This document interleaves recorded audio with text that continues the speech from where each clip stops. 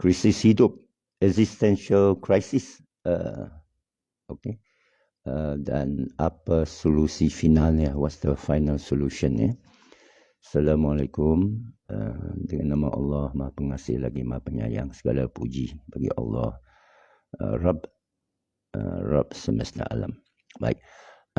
Baru-baru ni Apek terjumpa seorang sahabat lama tak jumpa, tiba-tiba jumpa dia dalam satu majlis tadabbur Quran bersama mursyid, dan saya pun bertanya khabar lah bila lama tak jumpa kawan, mana pergi selama ni, berapa belas tahun. Dia seorang pakar konsultan IT juga, bergaji tinggi 30,000 sebulan, tapi dia tiba-tiba dia kata dia ada krisis kehidupan, existential crisis, dan dia membuat keputusan berhenti kerja dengan gaji yang begitu tinggi itu dan pergi ke Timur Tengah berapa tahun lepas. Sebenarnya 2 tahun lepas. Sebaik saja lepas pandemik dia pergi untuk belajar bahasa Arab kerana dia nak mengesahkan apakah yang diajar mursyid tersebut. Kerana maklumlah bila kita dengar orang guna Quran mengajar, mengatakan istilah ni begini, istilah tu begitu. Kita yang tidak ada ilmu ini, bukan kita kata orang tu berbohong, tetapi kita tak boleh pastikan. Jadi kita tak boleh pastikan atau nafikan sesuatu kenyataan atau kebenaran. Dan Al-Quran ini pula dalam bahasa Arab kan. Jadi kita bukan orang berbahasa Arab. Jadi beliau itu pergi ke Timur Tengah, habiskan setahun lebih belajar asas Arab, balik sini. Jadi ada 2 cerita lah kepada saya. Kerana satu, tentu sekali saya nak tanya sahabat itu, apakah sah, Kak Pung dah tahu bahasa Arab ni, apakah anda boleh sahkan beberapa falsafah atau ajaran seseorang, ustaz, seorang pendeta atau seseorang ulama. Dia kata dia dapat sahkan lah, lebih kurang dia belum sampai tahap ijazah bahasa Arab. Dia bercita-cita bila dia dah cukup khatam bahasa Arabnya, dia mahu mengikuti ijazah dalam bahasa Arab. Saya kata kenapa tidak mahu usuluddin? Tidak, dia kata pentingnya bahasa Arab. Alhamdulillah, bagus. Okey, tapi yang cerita kedua yang lebih, atau cerita pertama lebih menarik ialah bila dia kata dia ada existential crisis. Ya, saya sendiri, Apek sendiri pernah ada existential crisis. Existential crisis ini bermakna dalam sekali-sekala dalam hidup kita yang panjang ke pendek, kita sampai satu tahap di mana kita macam tersentak, terduduk, terbingung, merenung, apa aku buat ni? Dia mungkin krisis identiti. Dia kata siapa aku sebenarnya? Mungkin identiti zahir bermakna saya buat kerja ni, saya peranan ayah ni, atau saya ada jawatan ini, sesuai bagi saya ke? Itu mungkin satu krisis identiti dari segi kita panggil keyakinan diri. Saya sekarang dah contohlah tanggungjawab berumah tangga, boleh ke saya jaga keluarga misalnya? Itu mungkin satu krisis dari segi peranan. Tapi krisis identiti yang lebih top ialah identiti tentang nafs dirinya, nafsi diri, bahawa apa erti kewujudan saya, dari mana saya datang, ke mana saya pergi, apa lagi selepas ini, dan bila saya berjaya, apakah ini kesudahan saya, atau bila saya jatuh, apakah ini kesudahan saya? Tak kira jatuh ke bangun ke, apakah saya dipengaruhi oleh hasil hidup saya? Kadang-kadang selalu ni orang tengah jatuh atau hadapi masalah, baru dia ada krisis hidup. Aku tengah down ni. Tapi cuba bayangkan, masa kamu up, ada dah terfikir sedemikian? Masa tengah down, saya nak cerita ayah saya sikit. Boleh kata, orang kata arwah, orang kata mendiang, tapi kalau semua orang ada roh, dia arwah lah.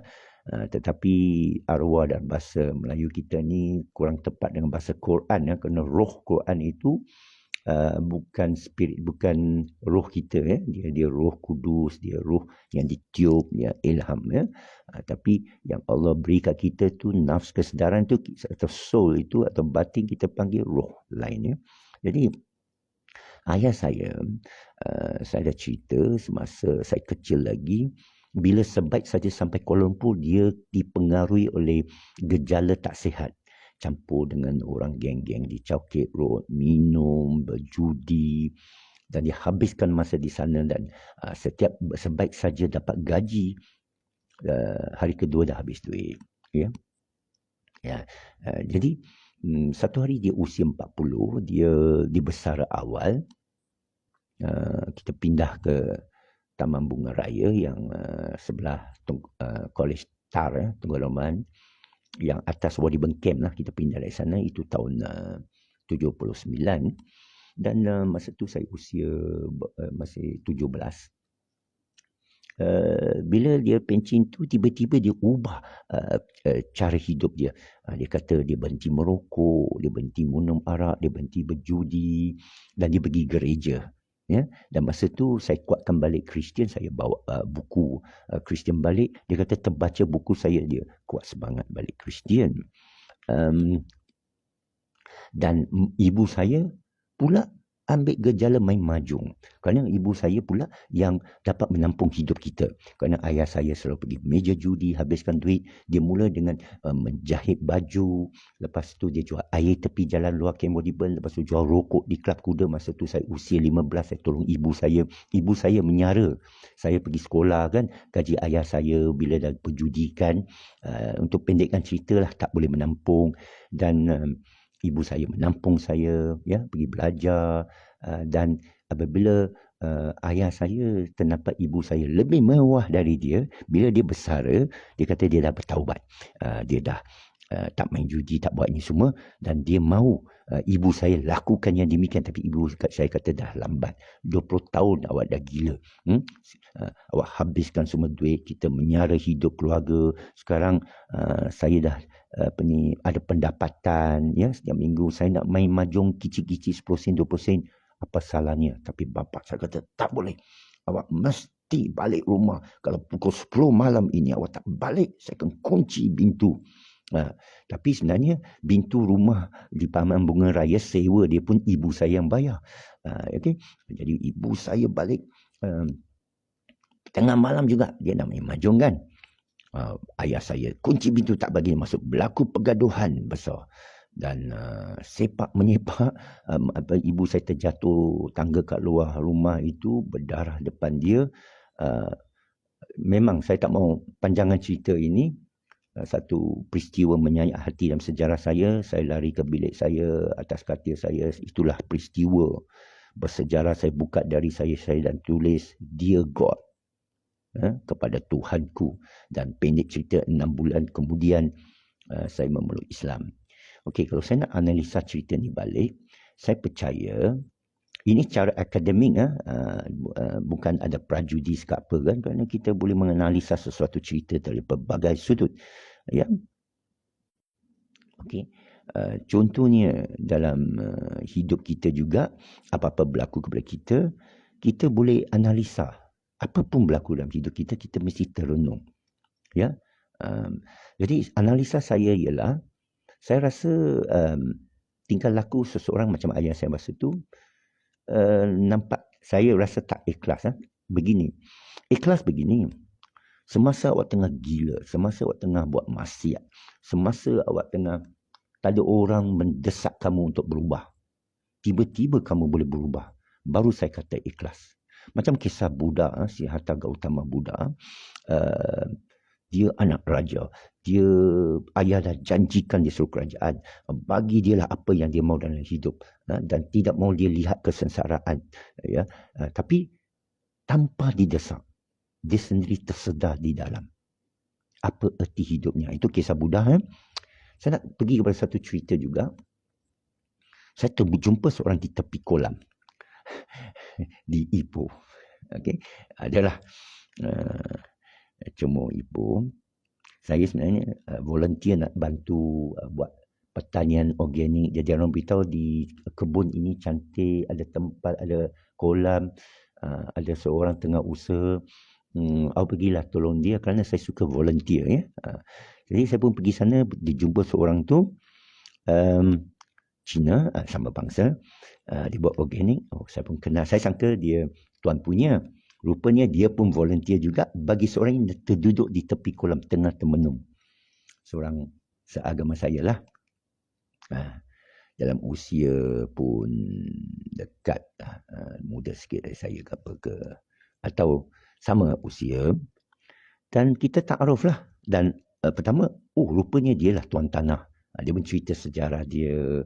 Dia dulu dalam satu perkhidmatan. Tak boleh sebut macam mana. Ini perkhidmatan yang macam mana saya cerita tanpa bocor rahsia. Walaupun dia perkhidmatan dan kerajaan, jabatan tinggi. Dia kerja yang baik, bukan tak baik. Tetapi setahun sebelum dia bersara, patut kita bersara penuh, dapat gaji penuh, dapat pangkat penuh, dia pun dapat datuk. Dia yang pihak berkuasa lah untuk pihak, cuma saya tak boleh sebut nama, tak boleh sebut pihak jurusan mana. Bila kalau dia tunggu lagi setahun, dia pencin penuh. Siapa tak nak kan pencin penuh, lepas tu timbang cucu saja ya. Pendapatan baik itu lumrah lah semua orang. Tapi dia buat keputusan sebelum cukup tempoh. Dia ambil keputusan, dia berhenti kerana nak bertaubat. Yalah, dia urusan kerajaan yang resmi yang baik semua, tapi dia rasa sesuatu tak kena. Dia rasa, yalah macam orang rasa ada rasuah dan sebagainya.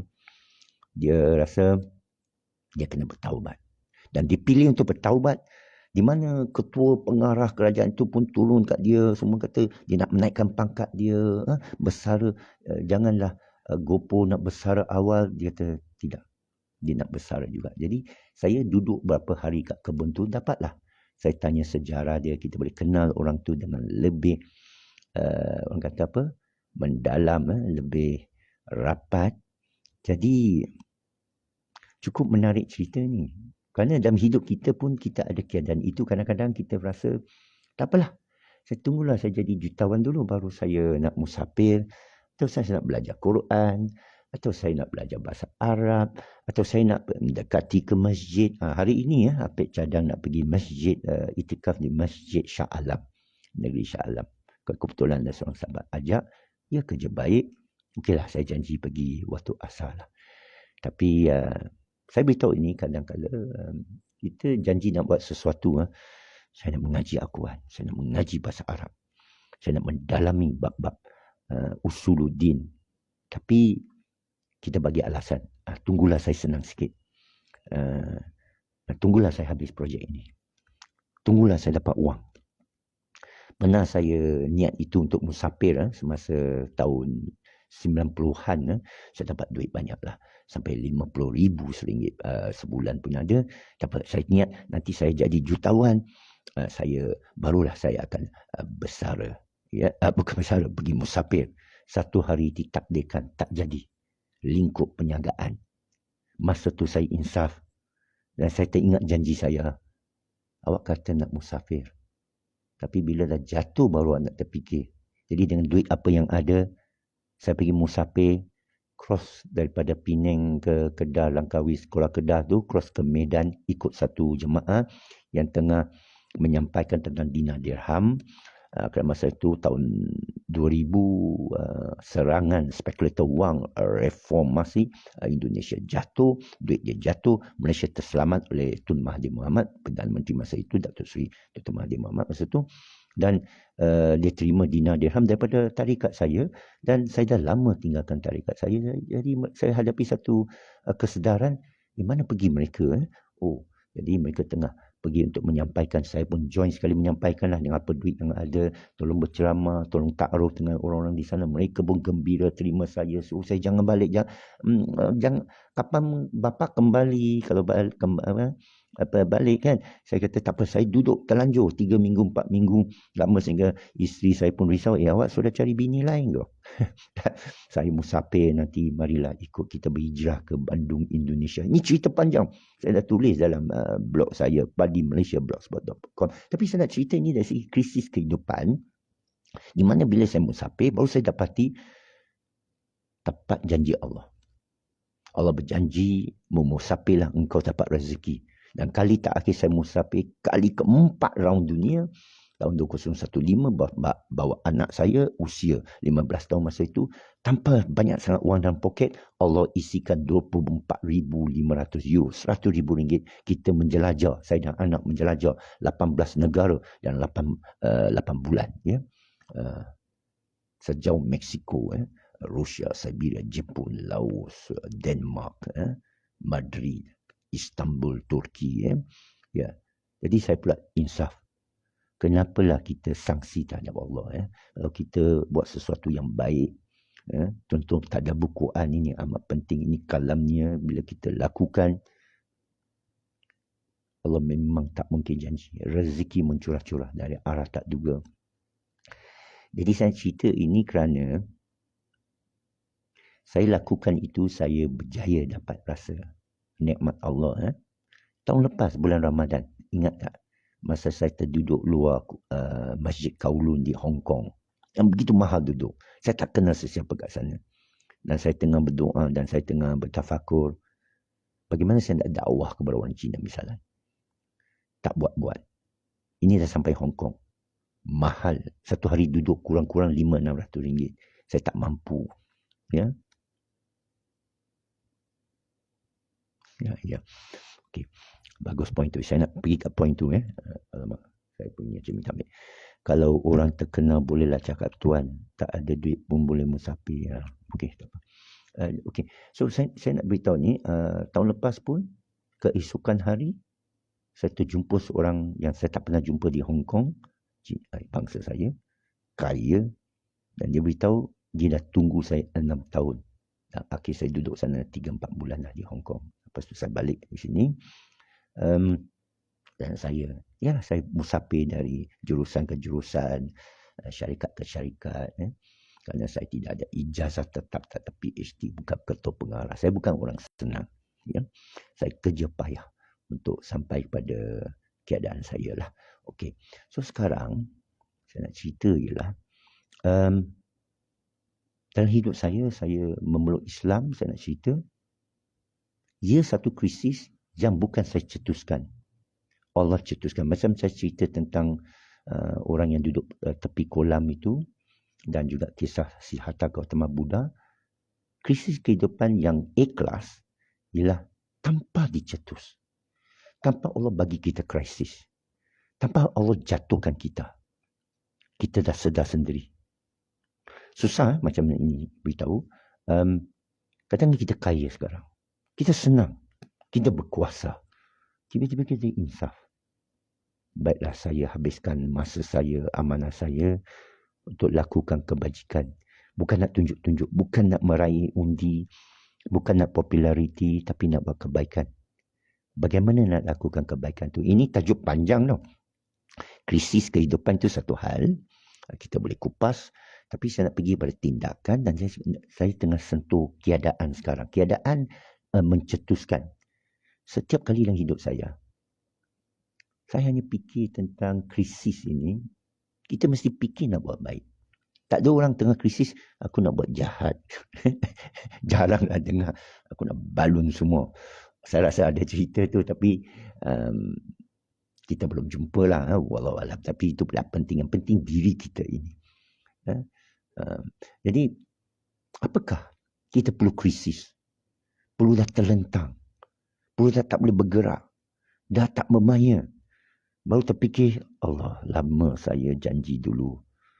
Saya nak buat ini untuk budak-budak. Dapat belajar, hacking. Kenapa saya tak lakukan? Contohlah ya. Dulu saya kata saya nak menguasai bahasa Arab. Lisanul Arab bukan payah. Ya payah. Tapi apa yang payah sangat? Kalau seseorang tu ada kemahuan. Ya. Tapi bila Allah bagi krisis, baru betul-betul. Macam sahabat yang saya cerita tadi, dia pergi tanah Arab untuk belajar bahasa Arab walaupun setahun. Dan saya jumpa seorang juga, semalam, dia belajar bahasa Arab 15 tahun. Dia boleh jadi khatib semua, dia berhenti. Dia mengaji maksud Quran sebenarnya, dan dia juga bantu berdakwah. Jadi maksud saya, tapi takut juga hidup macam relax sangat. Puan Noe ni ikhlas, jangan takut. Jangan takut. Jangan bisikkan Corin, awak tak cukup beramal. Itu pun satu hal. Itu sebab kita sebelum berlaku, baik kita merenung. Jangan over lah. Jangan over. Macam mana aku nak buktikan aku ikhlas? Jom kita iktikaf di Masjid Shah Alam sampai habis. Dia ini satu perjalanan kita dengan Allah. Saya ringkaskan.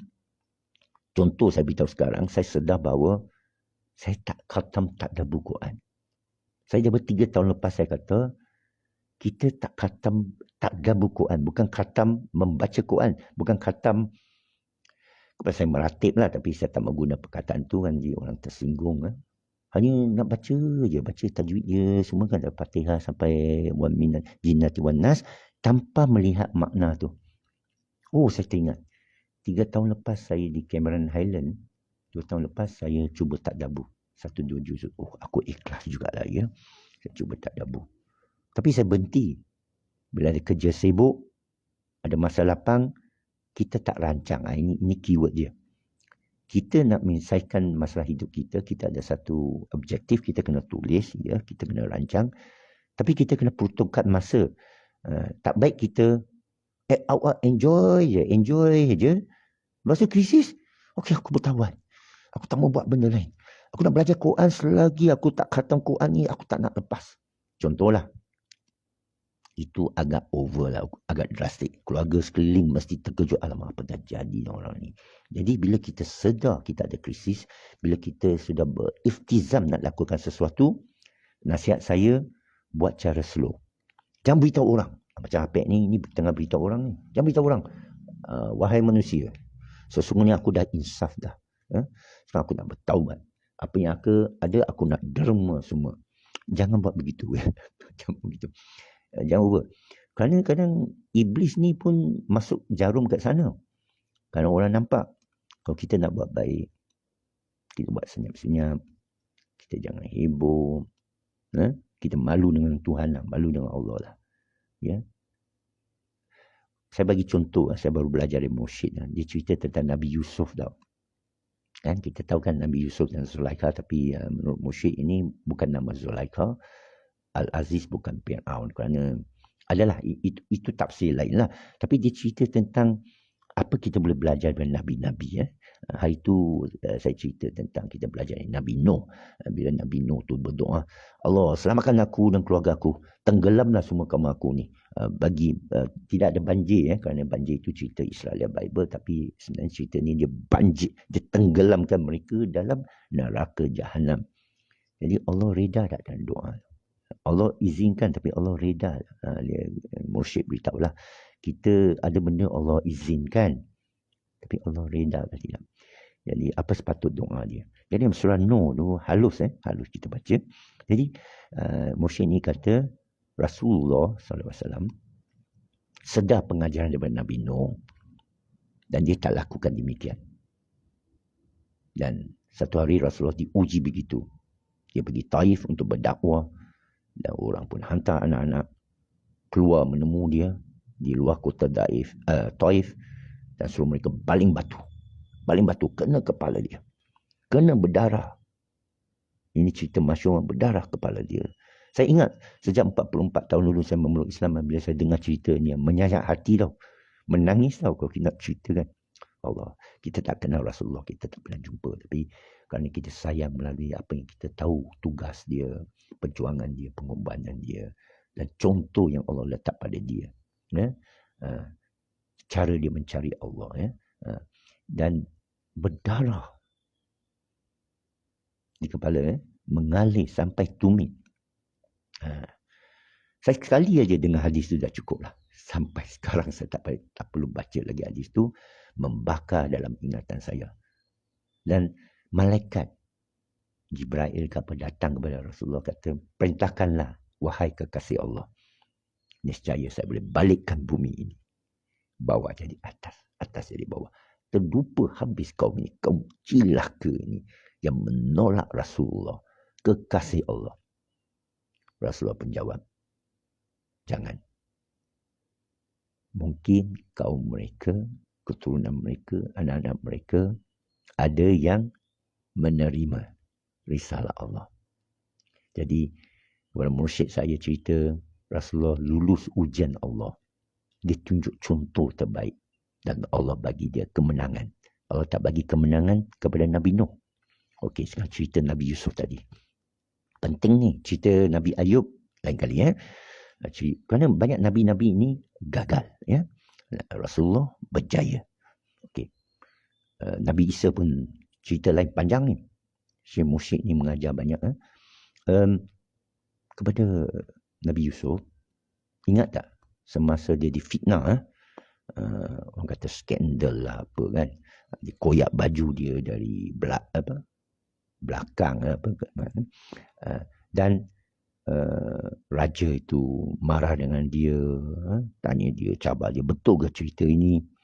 Dan Nabi Yusuf jawab, yalah, orang tuduh kamu skandal, tapi tak benar apa awak jawab.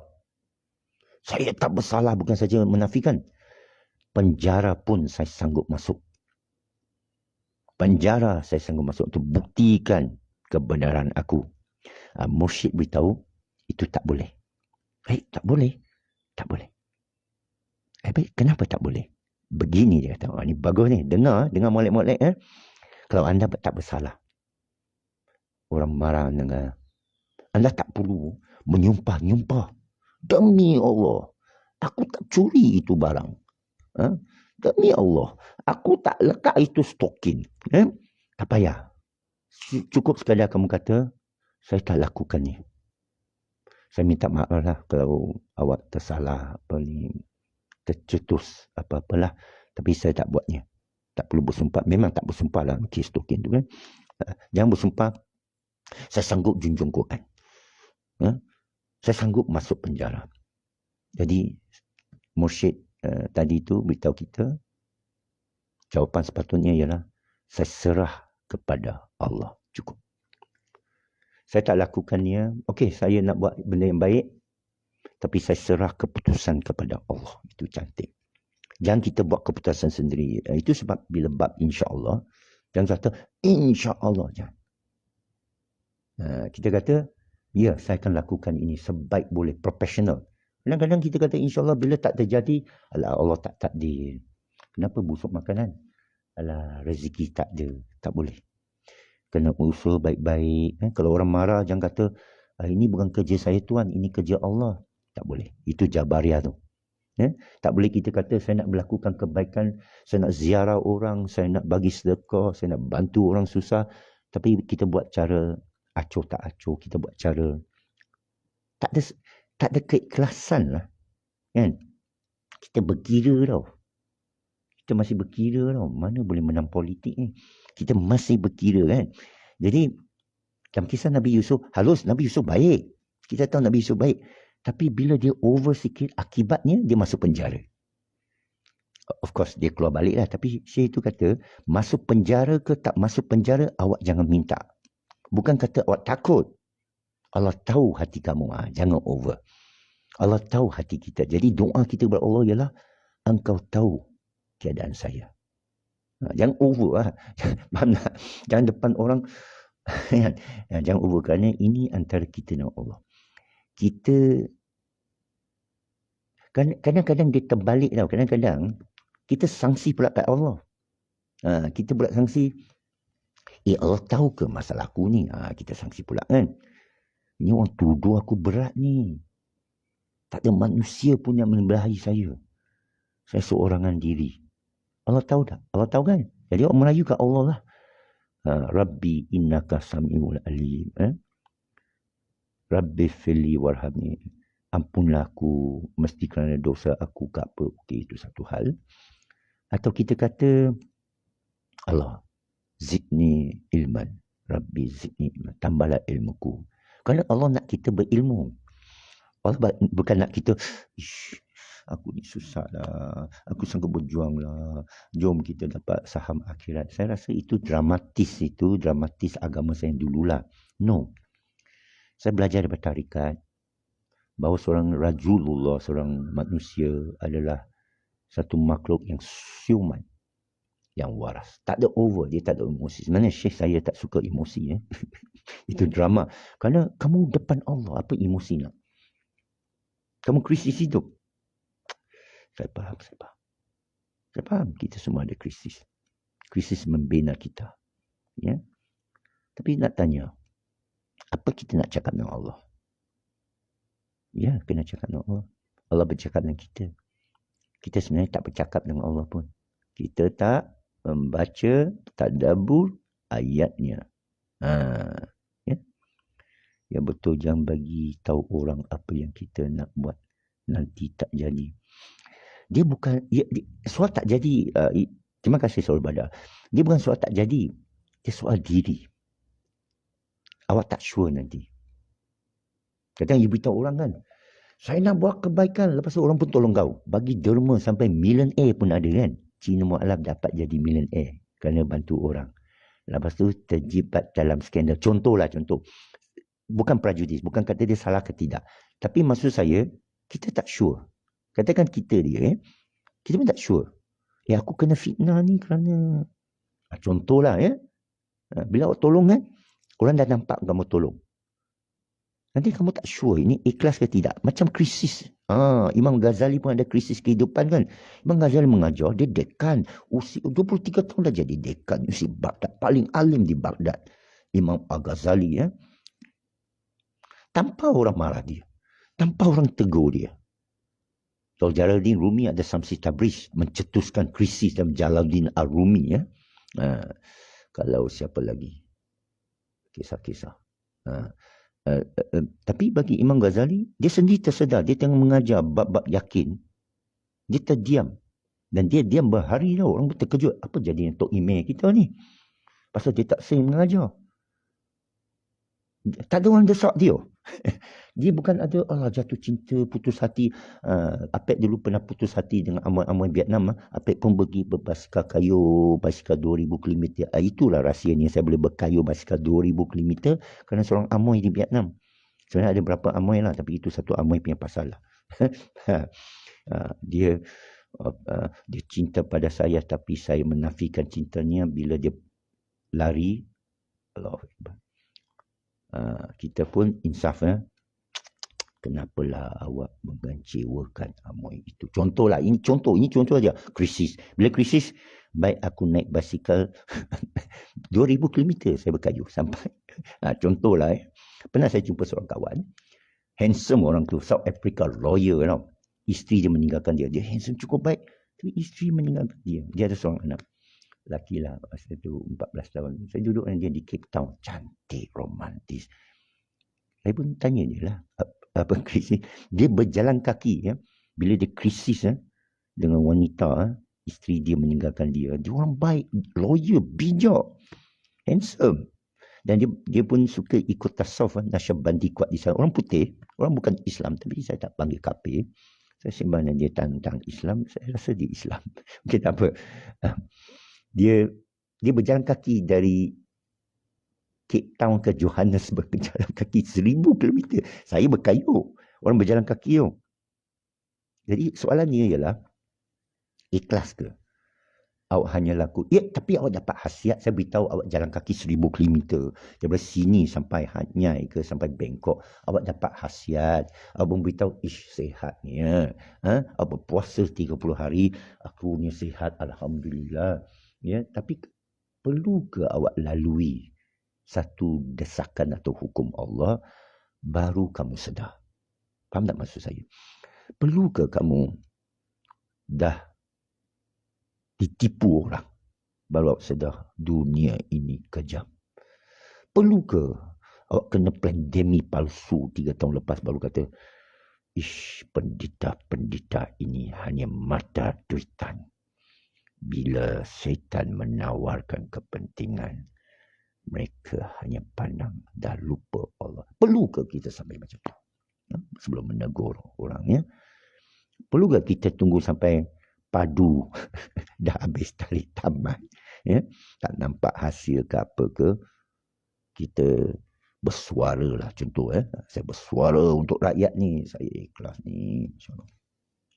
Atau perlukah kita jumpa seorang yang jahil lah, bodoh ni orang ni, orang cerita ayat Quran dia cemur, nanti Allah hukum dia kat neraka. Kita pula marah dia balik, sama-sama melayan kori syaitan iblis. Tak boleh ke kita sedar, saya cuma nak menyampaikan kepada diri, jangan cakap kat orang saya ikhlas ya. Tak payah cakap, kerana orang yang cakap tu tak ikhlas. Orang yang ikhlas tak akan cakap dia ikhlas. Jadi kita beritahu, saya cuba sampaikan kebaikan, tapi orang cemur saya, kata apek ni merepek. Jadi saya terinsaf, kata Syekh Mursyid itu, saya jumpa dia semalam. Dia kata dia lalui hidup yang lebih kurang sama lah. Dia jadi konsultan besar seluruh dunia. Dia boleh duduk Madinah, depan Masjid Nabawi. Dia buat keputusan berhenti untuk mengkaji dan berkongsi Al-Quran, kerana dia betul-betul lisan Arab. Ya? Jadi cerita tu menyentuh hati kita, Allahu Akbar. Kan? Kerana kadang-kadang kita nampak seseorang tu, bagus ni orang ni, kita tak tahu cerita dia. Ya? Teruk, kita tahulah cerita kenapa teruk macam ni sampai tertiarap. Kan? Tapi masa dia naik, masa dia dah bergelar Tan Sri, masa dia dah kaya, tengok dia tenang saja. Tengok dia dema kat orang pun dia tak bagi orang tahu. Lama baru orang tahu, rupanya dia yang buat ini. Ya? Kita pun fikir, macam mana? Kadang kita tertanya kan, macam mana dia boleh sampai itu? Mesti ada satu krisis lah. Tapi soalan dia, perlukah kita tunggu krisis sebelum kita betul-betul ikut nasihat Allah daripada Quran? Jangan cemur-mencemur. Bersatulah. Ya? Inna mu'minuna ikhwan. Sesungguhnya orang beriman ni bersaudara. Bila kamu jumpa dia, bersalam, berpelukan, tunjuk kasih sayang Rasulullah. Laqad ja'akum rasulun min anfusikum azizun alaihi ma antum harisun alaikum bil mu'minina raufur rahim.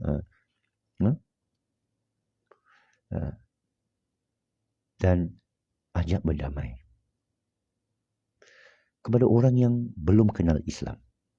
Orang kafir lah orang panggil. Kita tak nak panggil kafir. Bila agaknya kita boleh rapati mereka dan beritahu mereka bahawa cahaya kalamullah, cahaya daripada tauhid Allah ini untuk dia. Janganlah pandang kaum.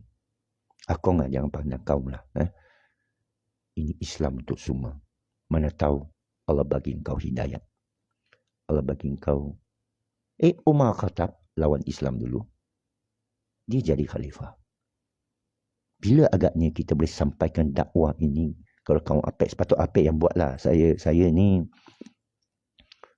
taklah melepaskan tanggungjawab. Cuma saya kata keinsafan itu tak ada pada saya. Saya kata aku Cina murtad ni, bahasa Mandarin saya lintang pukang. Kan? Macam Ridwan T yang murtad bahasa Cina. Kan? Tapi saya kata, takkan saya tak boleh menguasai bahasa Cina, saya tahu 20%. Bahasa Arab saya tahu 10%. Kenapa saya tak khatamkan? Sisa hidup saya, perlukah saya tunggu sehingga saya dah tak larat? Saya atas katil maut. Baru saya ajak orang Cina semua mari saya nak bagi nasihat. Rasa berkesan ke? Walau-walau mungkin berkesan. Maksud saya, kenapa tak rebut peluang ini? Kenapa tunggu krisis hidup? Kenapa tunggu jatuh QM? Quantum metal. Baru nak cerita.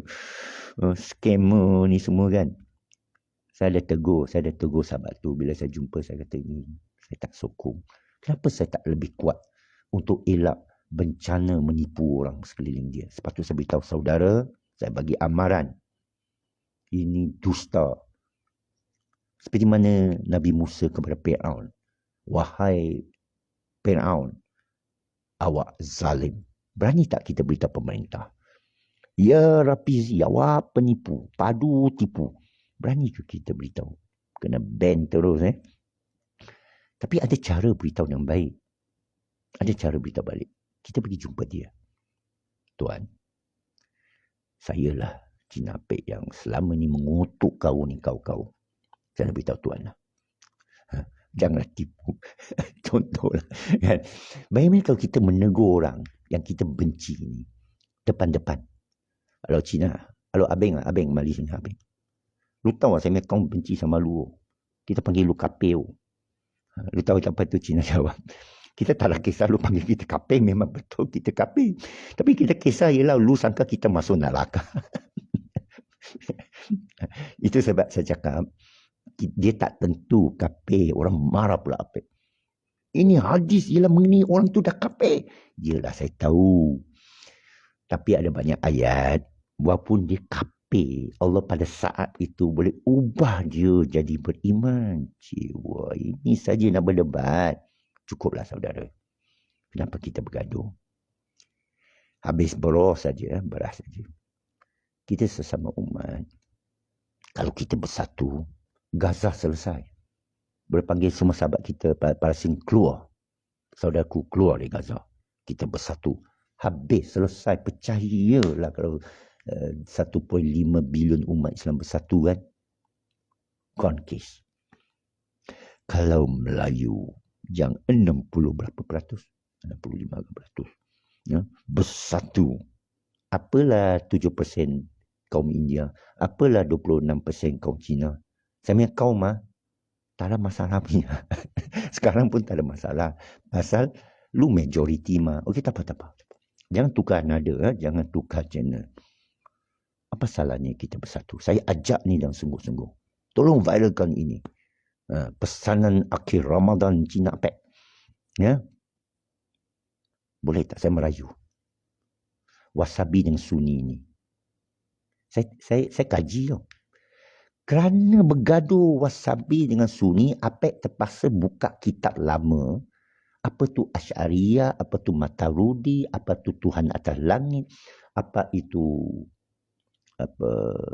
dalil, apa itu hukum, apa itu mazhab, apa itu Mu'tazilah, apa itu Qadariyah, apa itu Jabariyah, apa cakap Imam Ghazali, apa cakap Ibn Rushd. Apa kaji bertahun-tahun sampai satu kesimpulan. Pergaduhan ini salah faham. Salah faham istilah bahasa. Bahasa kapiak kafaru. Dia bahasa betul lah. Yelah, tapi maksud bahasa tu. Jadi tak ada benda nak gaduh. Jangan Syiah, alamak Syiah pula. Yang pusing. Kita boleh pegang tangan dia. Jangan lagi lah awak pergi pukul badan kau. Husin dah mati. Hasan dah mati. Sayyidina Ali, Abi Talib dah mati. Rasulullah pun sudah mati. Ya? Allah hidup. Di padang mahsyar nanti, Allah akan hisaplah dia. Awak bukan Tuhan. Mak kita kena nanti. Susah manusia ni. Susah. Perlukah kita depan Allah nanti? Allah janji dalam Quran tau. Bergaduhlah. Bergaduh. Allah cerita dalam Quran. Pergi cari ayat tu. Kamu berbalah. Ada dia suruh diam lah. Tapi dia kata awak berbalah. Nanti awak kembali kepada kami. Kepada Allah. Kepada aku. Kepada Allah. Kami akan bongkarkan. Yang kamu cerita. Dan yang dalam hati yang kamu tak cerita. Nak kita tunggu sampai di padang mahsyar. Kita bergaduh Allah. Allah dedahkan hati kita. Dedahkan hati kita. Allahu Akbar. Habis. Depan kafir pun kita malu. Rupanya itu dalam hati kau. Kesumat. Menyangkakan kamu ini. Tak boleh lah. Saya nak sebut ni. 3R ni. Maksud saya cerita ni untuk diri saya lah. Nasihat untuk diri saya. Hari ini, Ramadan ke 24 ke 23, 24, 25 ke. bercakap baik atau diam. Jangan bagi syaitan buat kita marah. Kalau kita marah ke seseorang, kita renung. Kalau baik kita minta maaf. Kalau boleh membuat seorang tu baik, anggap tanggungjawab. Walaupun dia kafir. Ya? Kalau satu kata dari kamu, kita, menyejukkan hati dia, apatah lagi kalau dia dapat kebenaran. Subhanallah. Saudara layak maligai di syurga lah. Ya? Saya tak layak. Saya yang kena. Kan? Tanggungjawab besar ni tuan-puan. Bantulah saya untuk berdakwah ke kaum saya. Saya tak mampu. Saya cakap terus terang. Saya dah berusaha. Ibu saya pun saya tak mampu. Saya berdoa untuk ibu saya. Saya tak mampu. Nak keluarkan kata yang menarik kaum saya. Saya tak mampu. Boleh kita keluarkan macam-macam kata, tapi masuk hati ke tidak? Masuk hati itulah yang mahal. Salahuddin Ayub memaafkan Baitul Muqaddis. Masuk hati berjuta orang putih, masuk hati orang yang sepatut boleh pukul kamu, tapi dia tahan kemarahan dia. Dia kata dia lakukan demi Allah. Macam mana tu? Dan kita tak tahu, walaupun kita lakukan demi Allah, esok syaitan menang pula. Dia satu muhtadi, meminta hidayah Allah, tak henti-henti. Ihdinas siratal mustaqim. Ihdinas siratal mustaqim. Dan tafsir mengenai siratal ladzina an'amta alaihim, yang beri nikmat Allah, Rasulullah. Okey, sekian saja. Saya dapat berkongsi di sini.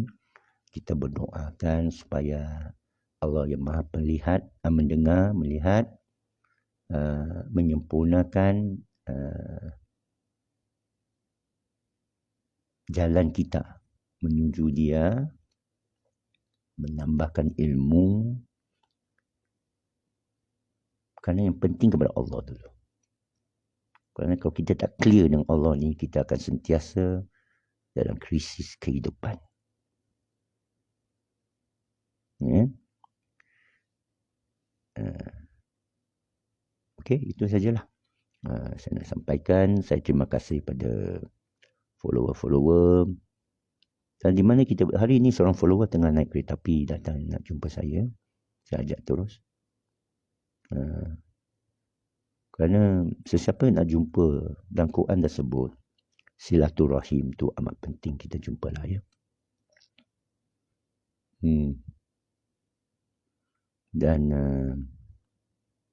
Dan kita mesti merancang masa kita lah. Ada masa kita buat kerja, ada masa kita...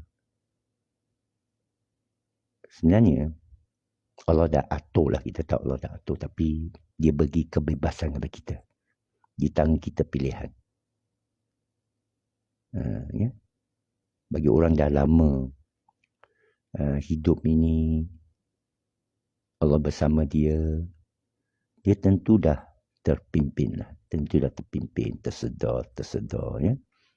Itu akhir balik lah. Itu sebab saya kata kita tak boleh revert. Kita ke depan. Setiap cabaran itu kita bercakap dengan Allah. Apakah kita putus asa? Apakah kita... Dan Allah dah janji. Dia akan menampakkan. Allah dah berjanji dia akan menampakkan kejayaan bagi kita. Saya dapat sedikit kejayaan. Ya. Mengajar kita insaf lah. Macam saya soalan tadi. Kalau tak bagi kejayaan, kamu nak ingkar. Kalau Allah bagi engkau susah. Engkau bertakwa kepada Allah, tapi Allah menarik rahmatnya daripada kamu. Kamu nak ingkar. Mungkin sesuatu kamu buat tak betul. Macam kisah Nabi Ayub kan. Walaupun dia keadaan susah, penyakit, semua tinggalkan dia, harta dia semua jatuh, dia masih sabar. Sehingga dia tersedar, bila isteri dia tegur, kenapa awak tak minta dengan Allah? Kadang kita tak ikut amalan ilmu Rasulullah belajar dari Al-Quran. Itu sebab tak ada tafsir Al-Quran oleh Rasulullah. Kita sendiri kena baca, amati dan rahsia bagi masing-masing. Quran ini bercakap dengan kamu. Itu sebab tak boleh cakap melalui Rasulullah pun. Rasulullah baca untuk kamu baca. Rasulullah tak terangkan lagi. Kerana ialah untuk kau. Kalamullah untuk kita. Semua orang. Bukalah Quran dan mula bercakap dengan Allah. Subhana rabbika rabbil izzati amma yasifun. Wassalamu salin. Alhamdulillah rabbil alamin. Tafaqqa minkum tabakarim. Assalamualaikum puan Jamanah. Okey.